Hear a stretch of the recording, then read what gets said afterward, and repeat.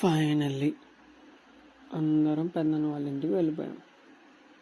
కానీ మా నాన్నకు పాపం ఒకటి అర్థం కాలే, ఏంటి వీడు ఇక్కడికి వచ్చే వరకు ఏడుపు ముఖంతో ఉన్నాడు, కానీ వీళ్ళని చూడగానే హ్యాపీగా ఉన్నాడని చెప్పి ఫుల్ కన్ఫ్యూజన్.